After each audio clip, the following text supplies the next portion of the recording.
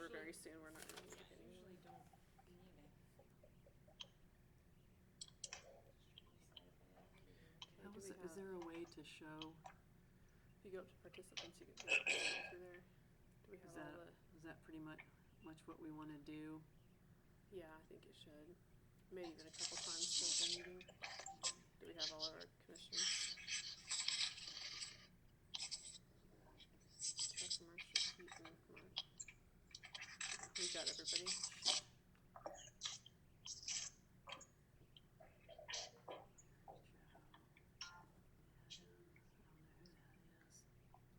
Stacy there? Here. Here. Is Stacy there? I can I'm here. Yeah, she's here. Their mic must be muted. It won't work. Oh, we can hear you. I can't get into the commission packet. I can if I do it on my other computer, but when I hit commission packet, all it gives me is your front page. That's what, yeah, me too. Okay. Well, I opened it. I printed off the agenda, so That's where I was about to go go. from there. I opened It's it this on there. afternoon and it showed it. Yeah, that's on there. I All got of it it? through there. You log on to the city's website, you can pull it up under commission agenda, at least I did. Okay, so they're going the wrong place. Not commission agenda. No, not you. Make sure to look at the packet, not the Look at you agenda. being all techie. Make sure to get the packet and not the agenda. Couldn't see anybody on my iPad, but now I can. She went to agendas and minutes. No, just happened chance. Yeah, that's what They're doing what? I think they're just going to current agenda. Okay, we'll start the meeting. Every time I Call the meeting to order. Do we have an invocation? I'm here, can you hear me? Yes. Okay. Oh, great God, thank you for living and loving in us and through us. May all that we do follow from our deep connection with you and all beings. Help us become a community that vulnerably shares each other's burdens. Listen to our heart's longings for the healing of our world. We are all banded together during this pandemic and are especially mindful of our more vulnerable members in each community. Give us the courage to serve well during this time. Knowing you are hearing us better than we are speaking, we offer this prayer in the holy name of God. Amen. Amen. Do I need To to the turn Pledge the of volume? Allegiance.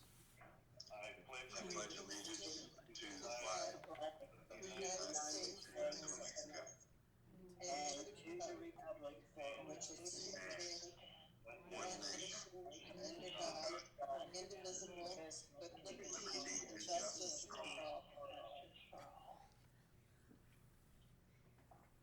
That was like in an echo chamber. Can you put it over here now? Okay, do we have any changes to the agenda? We do have one addition to the agenda. We need to add, under action, we need to add an approval of another emergency revolving loan for El Puerto. That'll be placed right underneath the one for Easy Keys. Okay. All right. Do I have a motion to approve the agenda? move to approve the agenda. Second. Keaton and a second from Marcia. All in favor, say aye. Aye. Aye. Those opposed, same sign. Okay. Public comments? Okay, no public comments. Okay, minutes of the March 18th and 19th, 2020 meetings.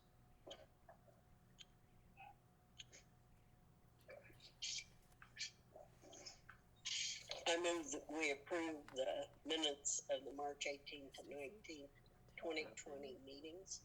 I have a motion from Marcia. Do I have a second? Second. I have a second from Christy.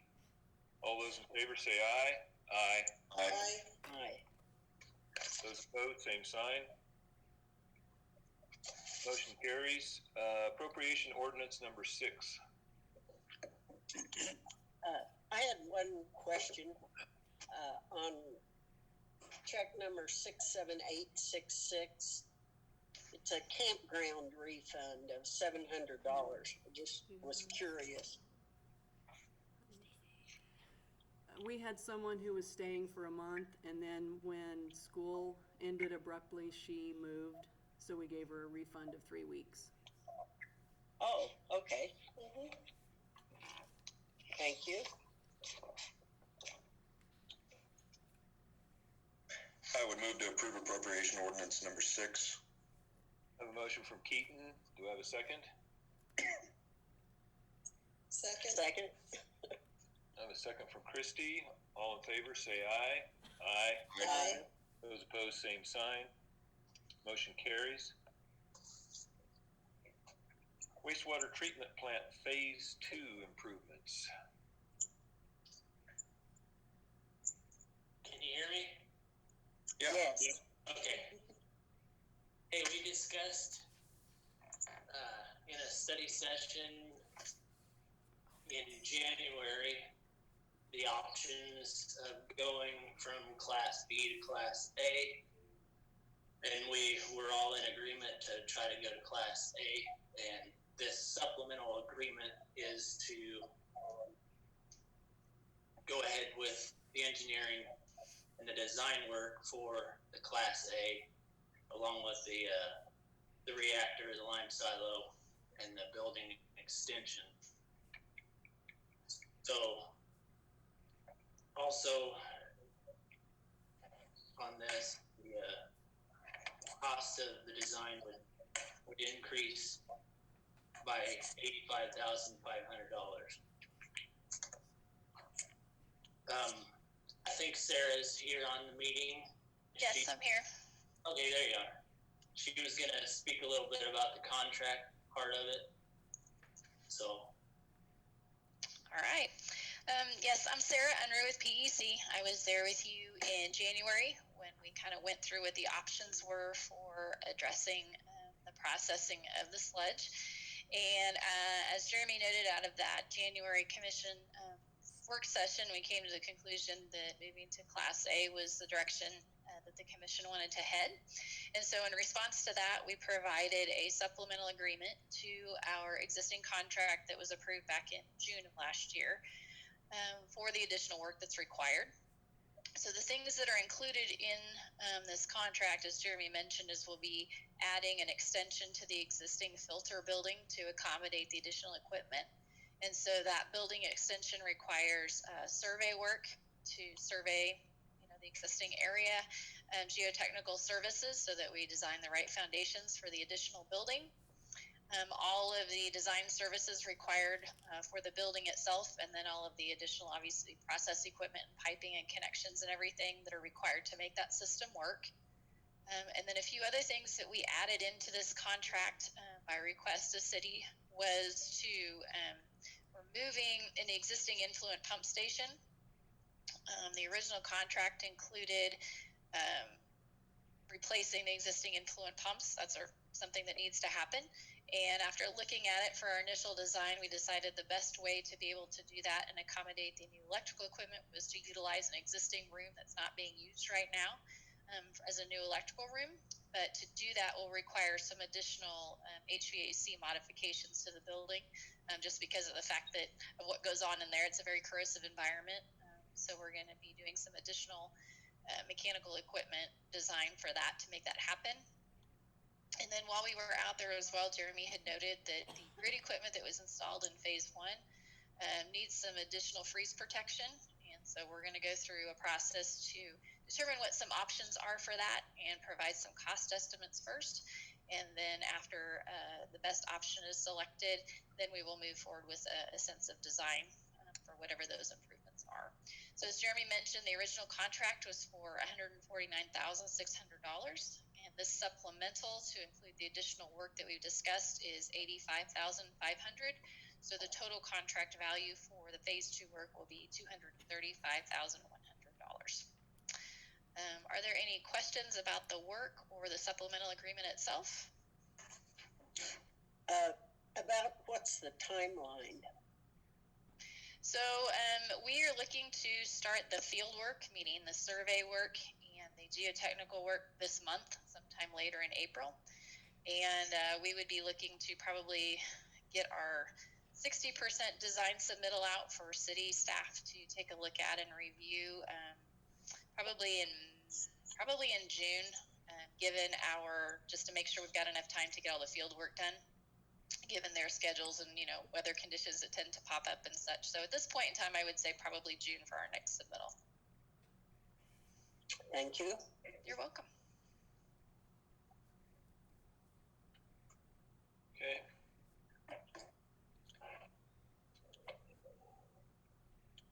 Thank you, Sarah.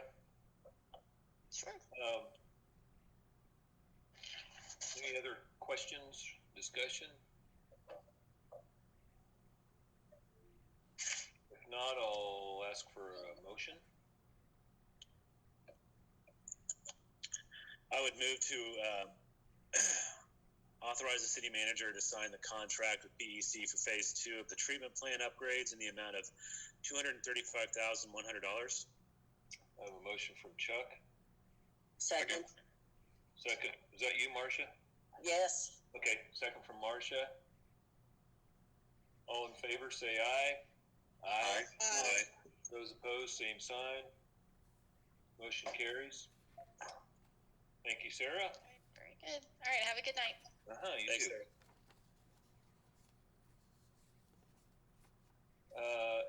Emergency revolving loan for EZG Sports Bar.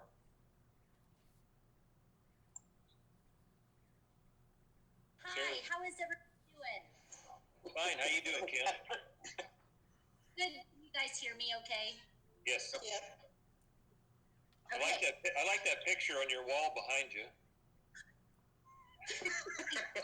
Decorated the den. JT keeps wanting to put some big bear rug back there, Huh?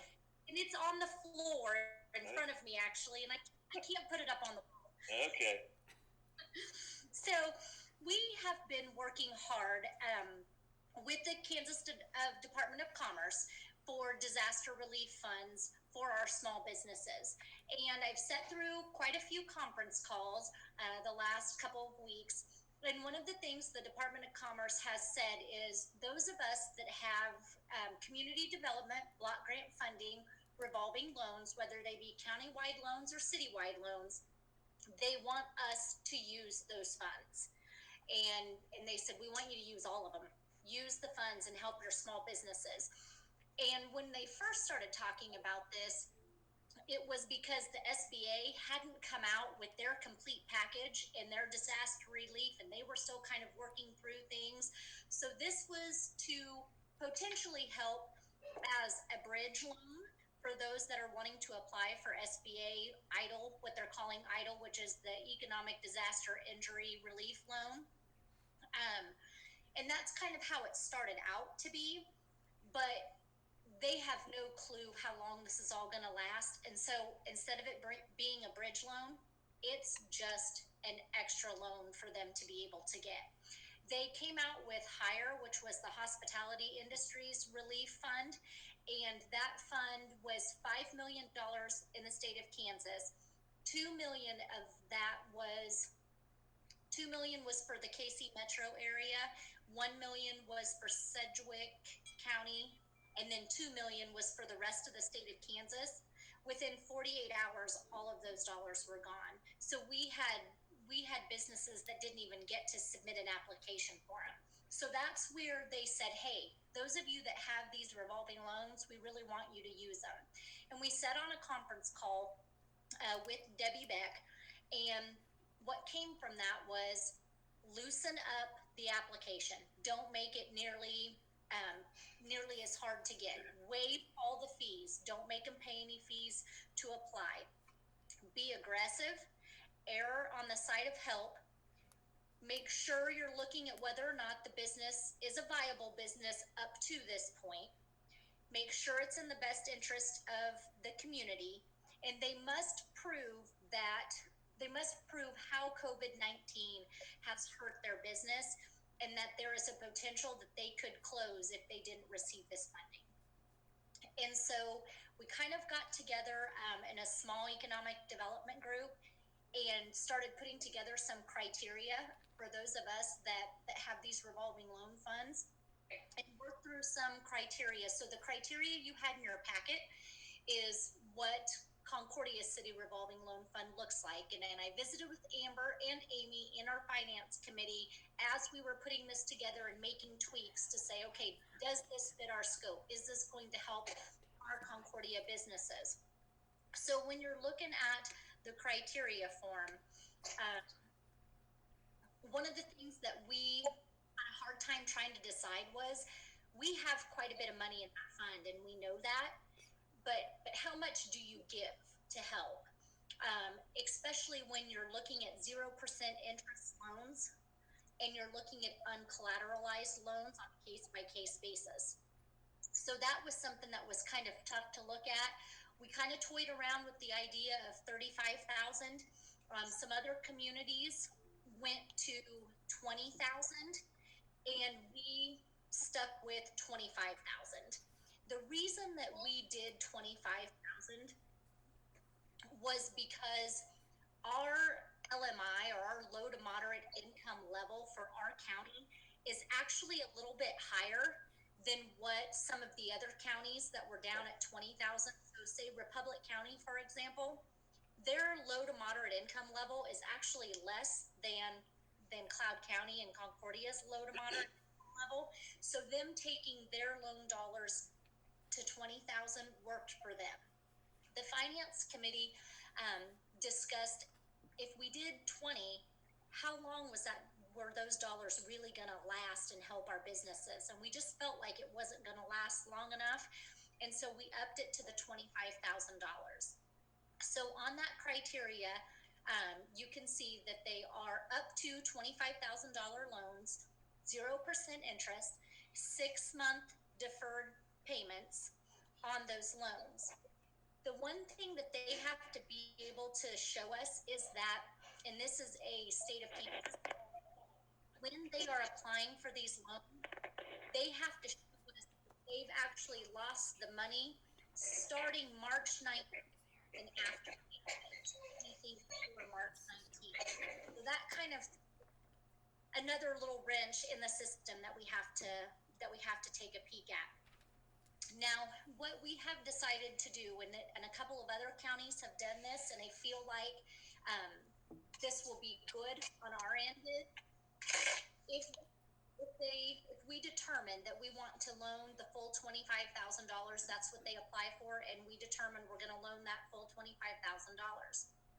What we would like to do is pay them on loan closing. They would get $12,500. $12,500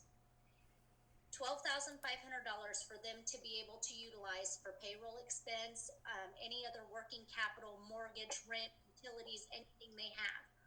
Upon then submitting to Cloud Corp invoices and payroll expenses that equal $12,500, we would release then the second $12,500. And that way we're not trying to collect all that information at the end, because we do have to prove to the state that that's what they used those dollars on. And we feel like it would be easier to do that in chunks than waiting until the very end, until those dollars are dispersed. Or I'm sorry, until those dollars are used. So the finance committee, EZGs, went through the entire application process. We looked at their 2019 sales. We looked at their net income. Deb Peters from North Central Regional Planning and Emily Benedict from North Central Regional Planning have helped tremendously, since these are the first ones I've worked with, and have been helping me make sure that we're computing the low to moderate income levels correctly and the full-time equivalencies, because the state of Kansas is still making us follow those recommendations. And so EZGs fits the full-time equivalency recommendations for the amount of the loan. They fit the LMI, which is the 51% or more of their employees have to fit that low to moderate income level, and they do. They've asked for $25,000 in loan payment, or in in the revolving loan fund. These dollars will be used for working capital, including their payroll expenses. They've already laid off quite a few employees, and they're working hard to keep who they have left. They have told us how much their sales have dropped just in the past 2 weeks, and it's pretty astounding. But it goes along with the next loan that we're going to look at also. So being able to make their payroll expenses and take their working capital, helping to pay some of the loans that they already have through SBA and other financing that they took out on the business, this will help retain 8 jobs in Concordia, which is pretty huge right now. The term of the loan is 3 years, 0% interest with 6 months deferred payment. So I'm asking tonight that you all approve to grant ECG Sports Grill $25,000 with an upfront payment of $12,500, and upon then showing us receipts and payroll expenses for that $12,500, the second $12,500 would be dispersed. Kim, this is Mark. The SBA program, or the program that I can't remember all the details. Didn't that have a thing in it that they would $10,000 would be forgiven? Yes. So with the revolving loan funds, here's how the state has porched it to us. It's going to take probably 4 to 5 weeks once they submit an SBA application to hear back on whether or not they receive it and how much they're going to receive, which could potentially put businesses lose their doors. And so these revolving loan fund dollars are used to help them keep their doors open. Could they still apply for those SBA funds? Absolutely, and the state is having us encourage those, even though they're receiving revolving loan fund dollars from us. Please apply for that. And yes, that $10,000, they can go when they apply, check mark the box for the $10,000 advance, and that is a forgivable loan. Okay, that's where I was going with that. So okay, thank you. Hey, Kim, I've got a quick question for you. This is Justin. I just want to procedurally, I want to make sure. So, and I know we have been emailing back and forth, and I want to make sure I understand. The promissory note that we all were working on and drafted up, that's going to be signed at the quote-unquote closing. Is that correct? I'm sorry, you cut out on me, Justin. What was that? That's okay. So the promissory note that we all were working on and drafted up, when is that going to be signed? Is that signed at the closing? Yes. So what will happen is if the city commissioners approve, let's just take ECG for example. If they approve the ECG loan, then tonight what I will do is email Mark a determination, which that determination is basically a phase 1 determination, an environmental determination that the state of Kansas saying, fill out the paperwork, send it to us. We're going to approve it and turn around and get it to you within 24 hours. It's actually been taking them less to do that. Once we send in that determination letter, I do that for Debbie Beck, then she will notify the city that she is approving to release those funds. Once she approves to release those funds, if Amber just lets me know, then I will get with the appropriate parties between Amber, ECGs, Mark, whoever needs to sign those loans, set up a time for us to sign that promissory note. Perfect. Once the promissory note is signed, there's another form then that I have to have Mark sign, which is called a loan to closing form, that just goes back through and said that we followed the procedure. They fit the LMI, they fit the FTE requirements, and then we send that in. And we can cut them a check the day they sign the promissory note. Excellent. Okay, I just wanted to make sure we had all that, because when it comes to the collateral, I know I had talked to some places that were going to maybe do collateral. I know up in Republic County, I think she said she just wasn't going to ask for collateral. Did you say, and we've kind of been cutting in and out, we're not going to, are you just kind of going to determine if you think that's in the best interest of all, the city and the loan if we go ahead and collateralize it? So I'm going to leave that up to the finance committee, and they've Okay. been great.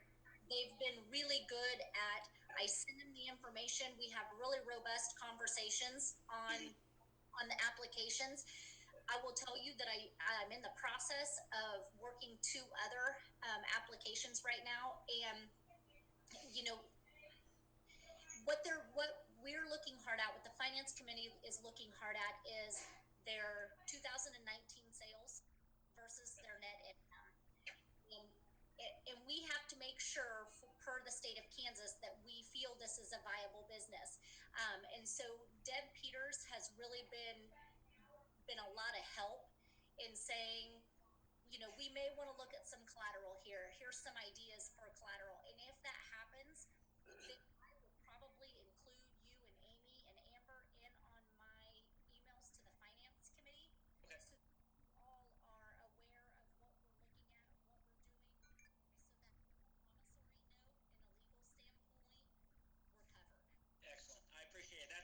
That's all I needed. I didn't mean to hop on that, but I was thinking, no, I'm just going to make sure. So thank you. Like I told Amy, everything is changing daily. Oh yeah. I mean, yesterday we got information on the idle loan at 12:26 p.m. and last night at 4:26 it completely changed. And so I can't remember who I talked to, who I've sent an email to, had a Zoom meeting meeting with. So please just ask, because I want to be able to give you guys all the information that I can, so everybody's on the same page and we're really working for our businesses. Awesome. Thank you. And if you need anything, you just let me know. Okay. All right. Anybody have any further questions of Cam for Easy G's application? I don't have a question specifically about the Easy G's application. I think maybe I have a question, and we can probably talk about it at a different point if that's more appropriate. But with the use of the community development block grants, since those are funds kind of in hand now and being encouraged to use what we have, is there any will that be covered by the state at some point, or is that if we have it we should use it, if we don't then we could go to the state? Is it just all money from one pot, or is it separated out? I know that's a pretty broad question, but I don't know if that made any sense in asking it or not. So I'll attempt to answer what I think you're asking, and if it's not, then ask again. Fair enough. So the state has told us there's over $6 million sitting in counties and cities that have these revolving loan funds. And basically, we have to use these dollars. We have to work really hard at getting these dollars loaned out. They do not want us to use them in terms of, well, you should apply for SBA, so we're not going to look at you for revolving loan funds. They want all businesses to have a fair chance at the revolving loan fund as long as they fit the requirement. Okay. Grant them those dollars. I think it's going to look very positive on Concordia, where we have not had the ability to use those funds. So I'll take it back. We had two potential businesses apply this last year that I worked with Deb Peters on, and they didn't qualify. And the reason they didn't qualify was one of them was a business with 4.5 employees, and they didn't meet the low to moderate income 51% or more on low to moderate income, so they could not utilize the revolving loan fund. The other one was doing construction. When you do construction, they have to then go and use the Davis-Bacon wage rate for the construction, and that's what they have to pay per hour construction-wise. Well, Davis-Bacon wage rate doesn't fit Concordia wage rate for construction, and so it would have cost their project thousands of dollars more to complete. And so they decided then not to use the Concordia revolving loan fund because of that. And those are things we can't get around. Somebody had put up on our listserv today, they were trying to help salons, for example.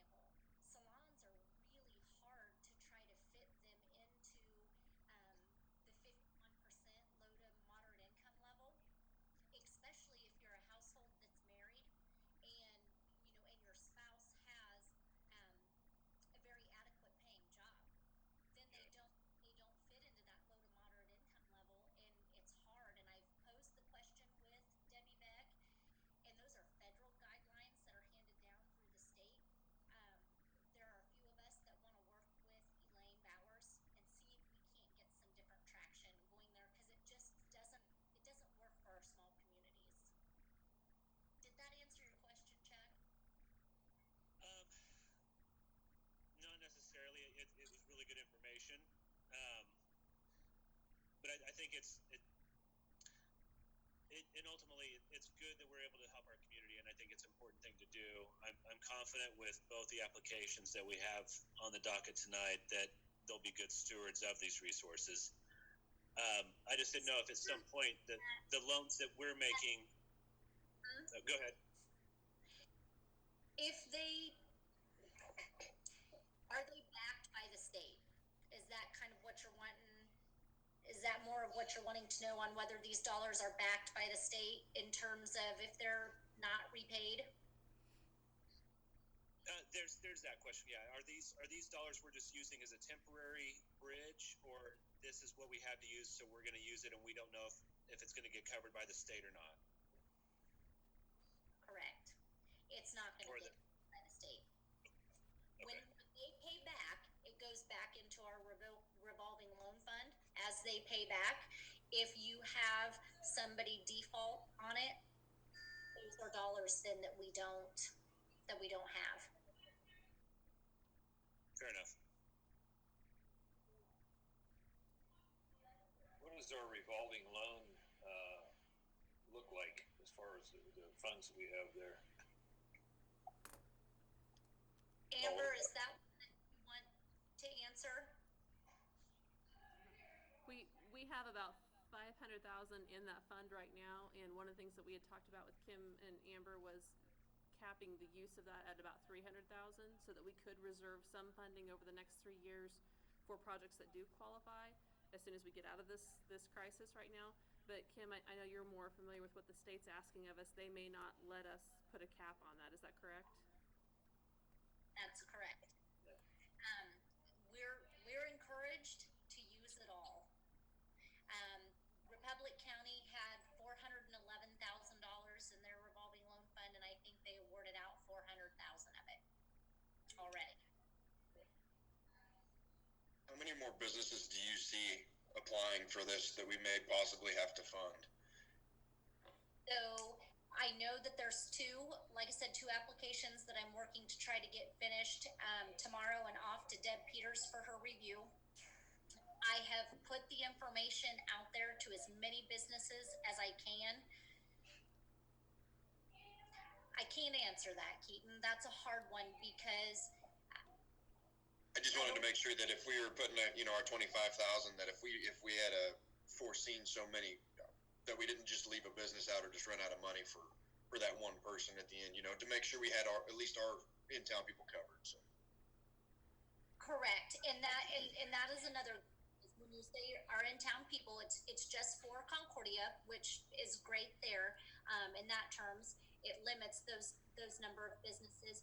That's why Amy and I and the finance committee had looked at the cap of the 25 is so that we could potentially make those dollars go further. All right. Any further questions? Yeah, sorry. Be the fly in the room. So, not knowing, and as you said, these rules are changing day by day as our situation changes day by day, week by week. Is there an avenue if this $25,000 is used and is well cared for, but that this goes on longer than any of us want it to, and there remain funds available, or other funds are made available? Can someone come back and ask for more, or do we need to cross that bridge when we get to it at that point? Yeah. Yes. So Debbie Beck had made that statement when we were talking, when she was doing her call, that if we set these limits and this does potentially go on longer and we still have monies available, that we can reaward those that are already receiving it if they're a viable business and they've been good stewards of the money, all of that. Absolutely. So if we only award out, let's say we only award out $150,000 of it, and like Amy said, we kind of put that $300,000 cap on it, so that we would make sure we would have some dollars available for for a bigger project or another project if it came through. However, if somebody comes back and they need those dollars again, and this does last longer, yes, they can reapply. They have to go through the same process, reapplying, submitting the information. and, we're gonna make sure they were good stewards of the funds. Hopefully they'll go through the SBA if they see they need to have additional funds. And if we're going to know within, I would say within the next 2 to 3 months, if we're going to be looking at this same stuff going on for a longer period of time, even if it went 6 months, by the end of 6 months, they will not have made a payment. So if they come back in 5 months, say they want more, they haven't even made a payment yet. So we won't really have much of a history on it, but it's a gamble we're going to have to take, I suppose. Sure. Yeah, and I think if somebody had a crystal ball, that'd be somebody I'd want to talk to. But anyway, just want to make sure that we're not limiting our ability to help businesses to make sure that we maintain the viability that we can. And that helps. So thank you. You're welcome. All right. Do I have a motion? I would move to approve the EZG Sports Bar revolving loan of $25,000. Okay, I have a motion from Keaton and a second. From Christie? Yeah. Okay. All in favor, say aye. Aye. Those opposed, same sign. Motion carries. Emergency revolving loan for El Puerto Mexican restaurant. So El Puerto submitted their application with everything that we were asking to do. Again, their sales have fell tremendously in the last couple of weeks with all of this going on. They have had to also lay off a few employees because of this. So that we're really hoping the city commission again will approve a $25,000 loan from the revolving loan fund. This will include again the payroll expenses and it along with their mortgage, their rent, their utilities, anything that's working capital, they can use these dollars for. And this will actually be the retention of 9 jobs. And the term of the loan again is 3 years, 0% interest with a 6-month deferred payment. Okay. I'd move to approve the El Puerto Mexican restaurant revolving loan for $25,000. I have a motion from Scott and a second from Marcia. All in favor, say aye. Aye. Those opposed, same sign. Motion carries. Thank you, Kim. Thank you Thanks, very Kim. much. And Mark, I'm going to email over a couple of forms to you. All you have to do is just sign the bottom, and if you can do that and scan it back to me, that would be great. The sooner I can get it ready and approved, the better. Include your phone number there, so in case I have any problems, I'll give you a call. Perfect. That'll be great. Thank All you, right. guys. Thanks. Take care. Thanks, Kim. Bye. Demolition program application for 2118 Republican.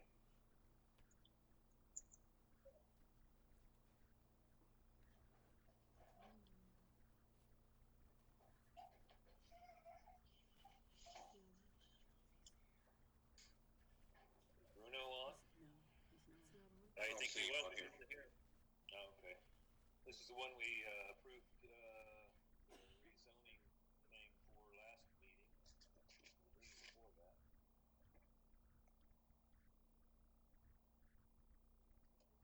Anybody have any questions? I guess I'm pretty chatty tonight. I don't really have any questions about this because I think this follows within the guidelines that we currently have set. And as such, then I think that we kind of have an obligation to approve it.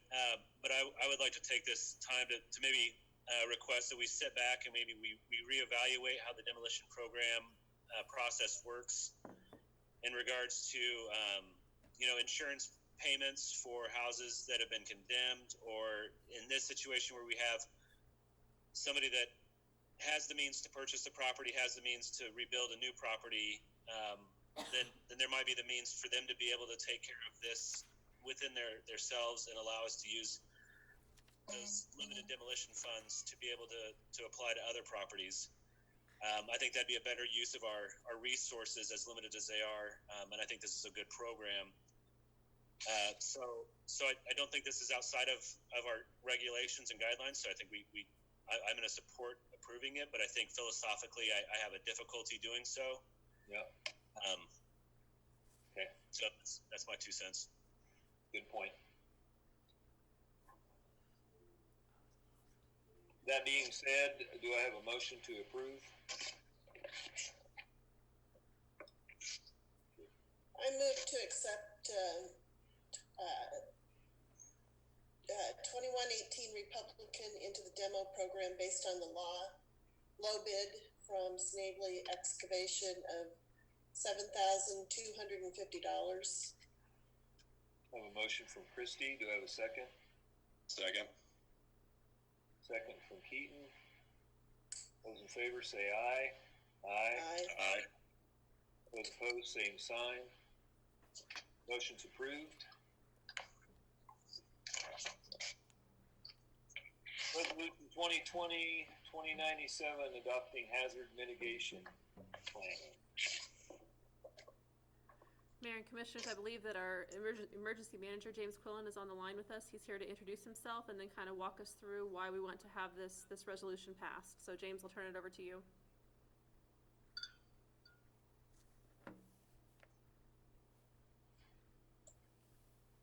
James. I can see him, but I can't hear him. Yeah. I can't hear him, but I can't see him.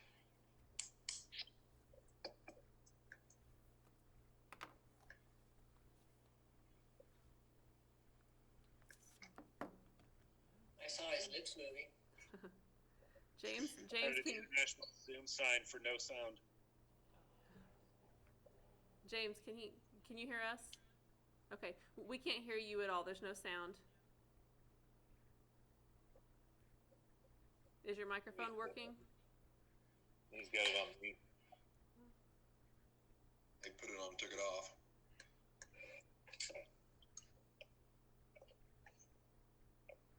James, this is Chief Boss. If you call my cell phone, I'll put you up by my microphone. You can talk that way, and we'll see how that works.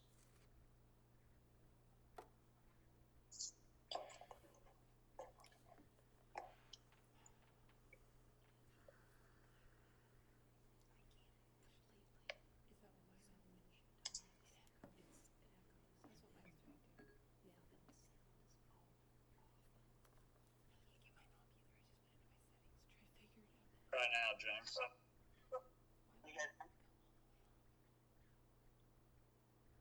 Roughly. This is Homeland Security Mitigation Plan. And there's a region F, which is 12 counties in north central Kansas. And every 5 years, a mitigation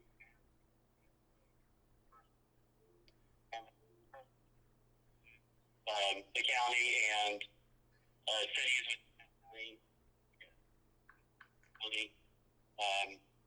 colleges, techs, universities. So all those entities come together. And I'm not hearing half of this.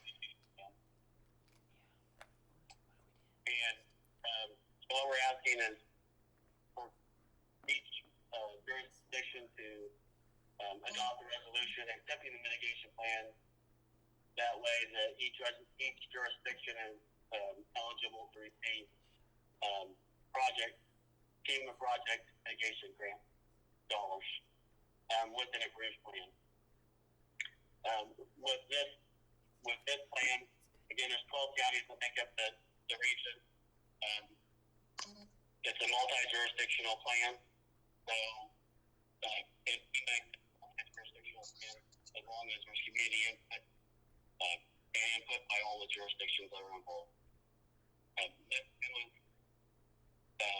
developed in November of 2019 and approved by FEMA in January 2020.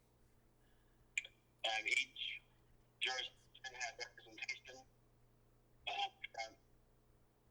from USP, city, county. Just want to go over a couple of interesting informational points about the plan. There was a survey sent out. There were not any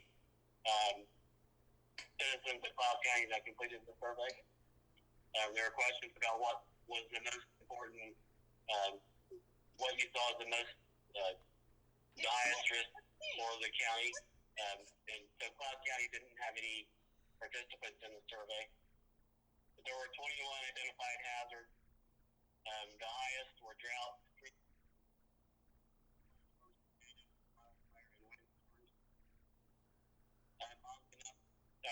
major disease was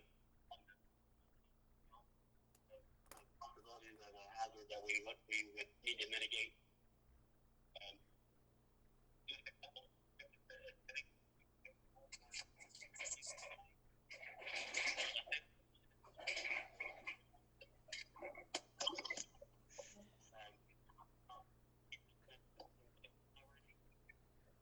Is he still talking? Yeah. What's that? I just wondered if he's still talking because I can't hear half of it. I'm sorry, this is Sabrina Scott. I just have to interrupt here. This is, just watching this. I spent a career actually building distance learning networks that use this kind of technology to interact. And what we need to do is make sure everyone mutes their microphone when they are speaking.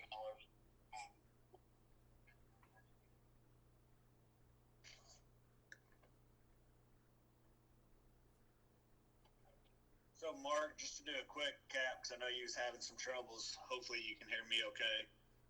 What James was saying was that it's made up 12 counties now, instead of individual mitigation plans. They went through, did some surveys, and there was no citizen input from Cloud County to get mitigation fund after disasters, which we're in one right now. Any money after this to mitigate for pandemics. Usually there are after tornadoes, floods, or droughts. You have to have this plan. So to be eligible for some of the grant, plan has to be adopted. Okay. All right. Thanks, Eric.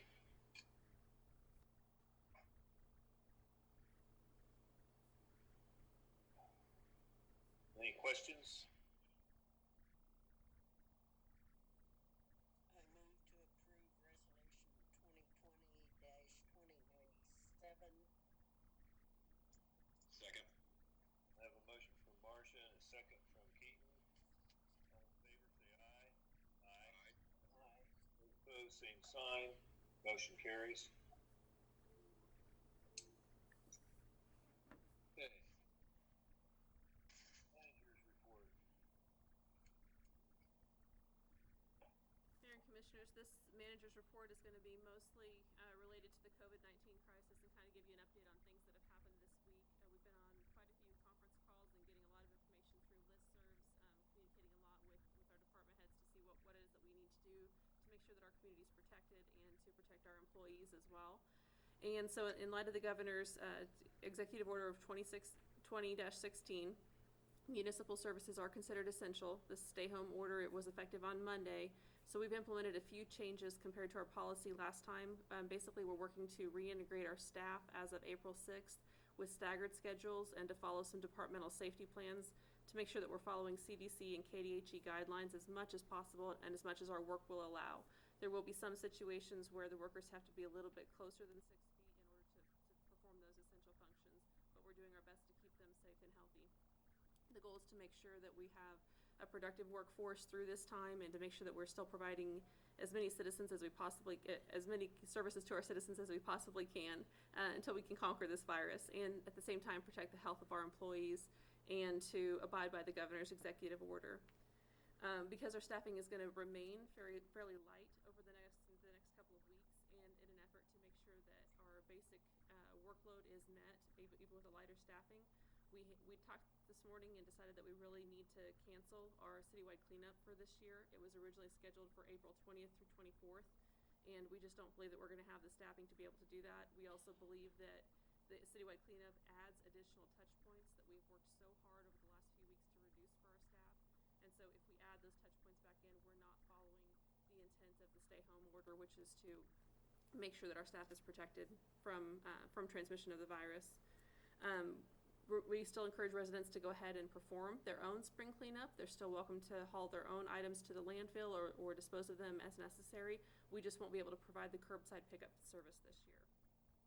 We are planning to extend the issuance of free dog tags through the month of April. However, our lobby will continue to be closed for the next couple of weeks in alliance with the governor's executive order. And so we do encourage people to either send photos or email their information to us, and we can mail out their dog tags. They can also use regular U.S. Postal Service mail to mail us their information, and we can mail the dog tags out to them.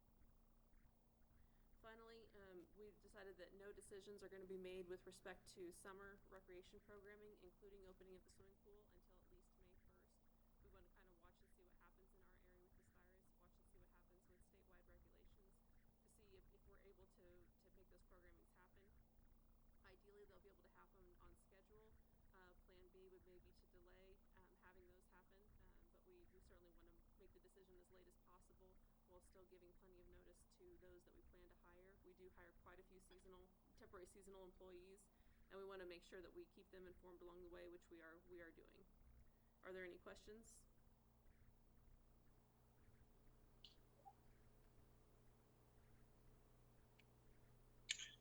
Is it possible to reconsider a fall cleanup? We had kind of talked about that as a potential idea for this year anyway, or do we just move that for 2021? We could discuss it. I wouldn't want to commit to anything in stone at this point in time. It'll probably be a reevaluation of workload and kind of see how the next several months goes, just to make sure that we're keeping up with things.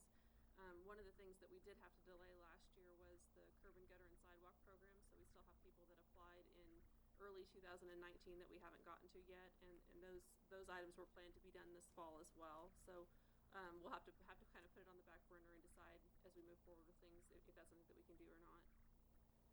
Fair enough. Any other questions? All right.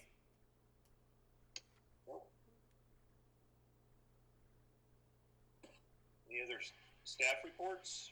Thanks, Amy.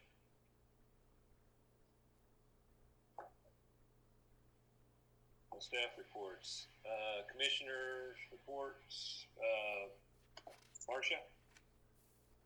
I just want to thank the city manager and the staff for all they're doing during this time of uncertainty. I think they seem to be on top of things, and I appreciate that very much. Thank you.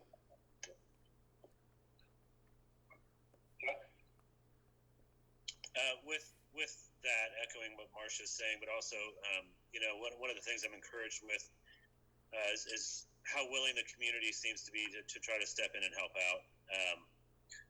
I think there's a lot of encouragement, a lot of support that we're aware we're all in this together.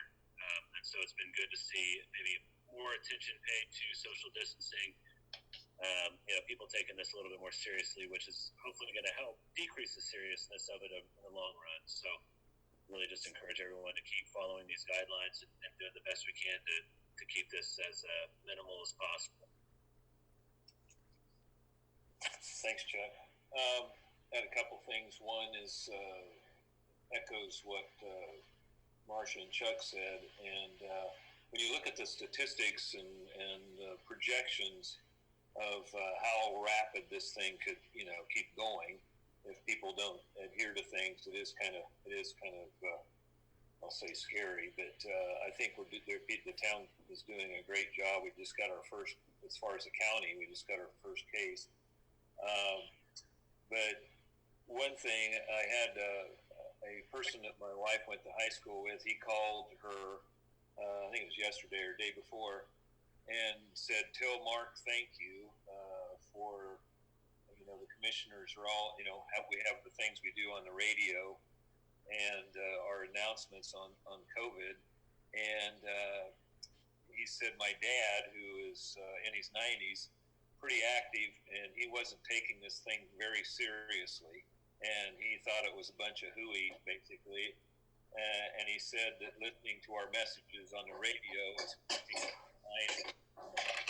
So that was a great idea, and I'm glad we did it. I think it's, if one person gets turned around, it's worth it. So that's good. Keaton? I think everything's been well said this evening. I don't have anything to add. Christie? I don't have much to add, but I would concur with you, Mark, that the public service spots were really a good idea and something that I hadn't even thought about. So thanks to you, Amy, or whoever came up with that idea. I think that was really effective. Also, it was heartening to see the community support of the I think it was Saturday night cruising. Nice to see that there are people who still can have a sense of humor and try to make the best of a bad situation. I really appreciate that. I was going to give you credit for thinking of that, Christie, but you already ratted yourself out, so you're going to have to get your date. It wasn't me. No, that was a great idea. Okay, do I have a motion to adjourn? So moved. I so move. I have a so moved from Chuck first, and a second. Second. I have a second. Christie, all in favor say aye. Aye. Those opposed, same sign. Motion carries. Have a good evening, everyone. Thank